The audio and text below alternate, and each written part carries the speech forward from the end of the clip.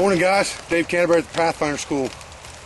Rainy day in southern Ohio here. I got this camera set up under a little bit of a backstop tarp here. Haversack hanging on a root over here. I've got 3 trees over here beside me we're going to do some work with here real quick. I wanted to show you guys a couple tips and tricks to go along with this bow challenge. One of the things that I want to show you is how to fairly easily construct a bow vise that you can utilize in the woods. And if you don't know what a bow vise is, you'll find out as we go through this exercise, and I show you how to set one of these up. So stay with me, guys. We have a V in a tree, and this doesn't matter. This third branch doesn't even matter. Just happened to be here. Well, we've got a fork. We got 2 trees right here. It doesn't have to be a fork. It could be any 2 trees standing next to each other. And I've lashed 2 sticks to those poles, offset about a hand's width in height, and about 3 finger widths at one side and a full hand width at the other side, and just lashed them to that tree. That simple. Then I've got one more cross stick, and I'm going to lay it in here. Now, if this, and I'm just going to set it on top of this one for right now. Now I'm going to take my other piece of rope that I've got here. That is my end that's left over, which is probably 60 feet long or so.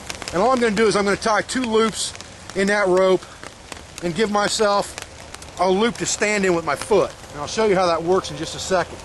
And I'm going to bring them up behind, in between these 2 that I've got lashed, and just loop it over the top of this vicing stick and leave it lay. Okay, so now I've got this loop right here that we created that's attached to this vicing stick, and it's behind our vise.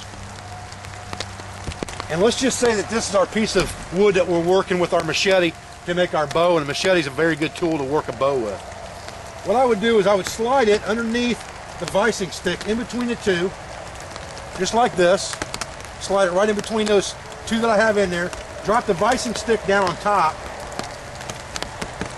Then I would pull this, what I call the friction loop, on here and put my foot in it. I'm going to try to move this camera a little bit for you so you can see this. And when I put my foot in that and stand on it, on the ground, what that does in effect is it creates a vise up here that is now holding my workpiece solid. I mean, you could move it if you yanked on it hard enough, but you can move that standing out a little bit. I'm in the mud right now, but you can push more friction on there and make that a little bit shorter so that you can't move it. And then what you do is you just grab your tool that you're using to work your bow. In my case, I've got a machete right here. Put my foot back in that loop to lock it in out here. And then I can, in effect, work that piece of wood just like this. And it might move to side a little bit on you, but you can lock that in too if you want to. But this will allow you to do a lot of work with this without having to sit there and shove it up against your body, especially if you're working on the very end of your bow, down by your knock points, trying to take controlled shavings off of it. Now, what you can do with this thing to lock it in a little bit better to keep it from moving side to side is you can just put a spacer in there. I'll show you how to do that right now. Okay, so now what I want to circumvent is this thing working side to side.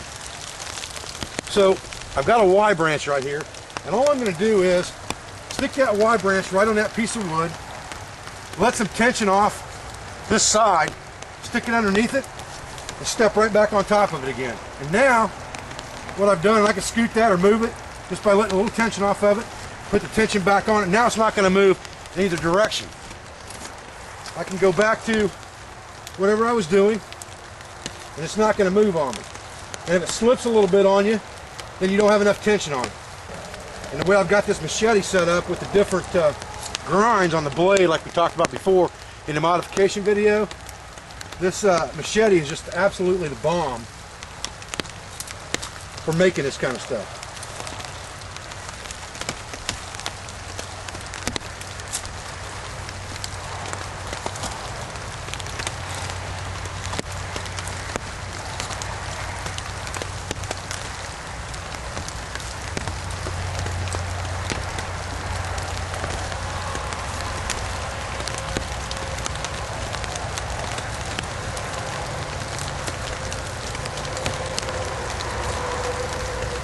And again, you'd have a longer piece of wood that you'd be working with if you were actually working on a bow stave. I just shoved a stick in here to demonstrate this for you guys. But you can see that holds up pretty solid. And then when you're done, I mean, you can just leave this, especially if it's around your camp, just keep this wide branch and drop it down the fork of this tree, or set it up here to hang on to it. And you can leave this set up if you want to.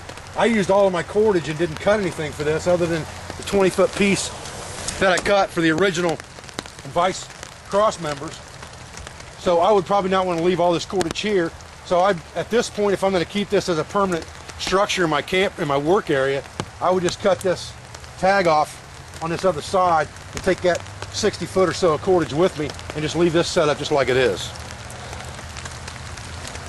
I hope you guys got a pretty good view of how that works.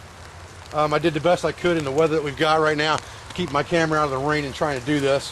Kind of tough, but I wanted to get this to you guys because I know there's guys that are going to be starting on their bows pretty soon, and I wanted to make sure that you guys saw this video.